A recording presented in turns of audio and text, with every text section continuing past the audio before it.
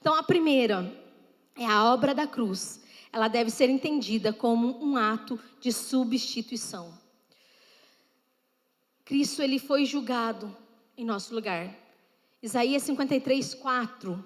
Acho que está na tela lá, por favor. 4 ou 7, vai dizer assim: certamente ele tomou sobre si as nossas enfermidades e sobre si levou as nossas doenças. Contudo, não os consideramos castigados por Deus, por ele atingido e afligido, mas ele foi transpassado por nossas transgressões, foi esmagado por causa de nossas iniquidades. O castigo que nos trouxe paz estava sobre ele, e pelas suas feridas fomos sarados.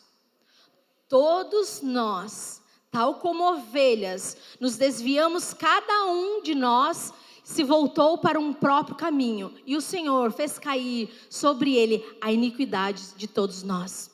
Ele foi oprimido, ele foi afligido, contudo, não abriu a sua boca. Como um cordeiro foi levado para o matadouro, e como uma ovelha que diante de seus tosqueadores fica calada, ele não abriu a sua boca.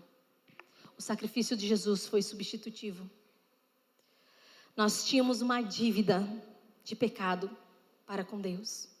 Nós tínhamos uma dívida, cada um tinha uma dívida de pecado. E esse pecado começa lá em Adão.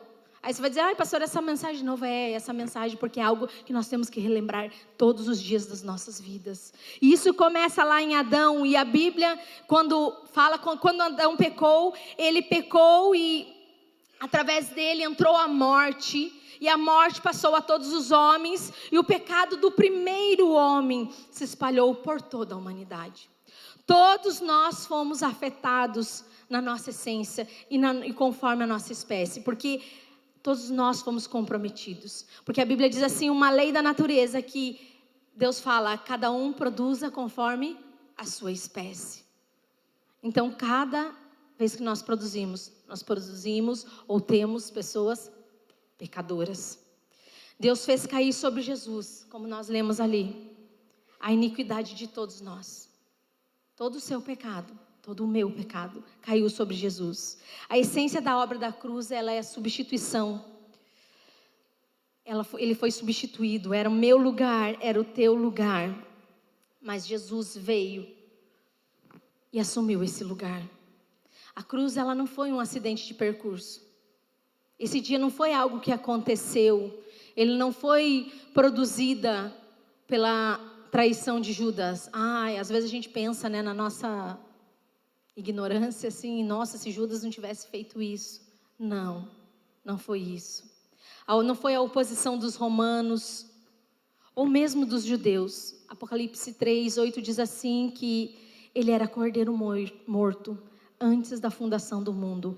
Ele não foi empurrado à morte, ele tinha presciência do que lhe aconteceria. Jesus veio sabendo o que ia acontecer. Jesus, ele cresceu como homem, ele era uma criança como nós vemos as nossas crianças, mas ele sabia por que ele veio. Ele sabia desde o começo. Então a cruz é um plano eterno.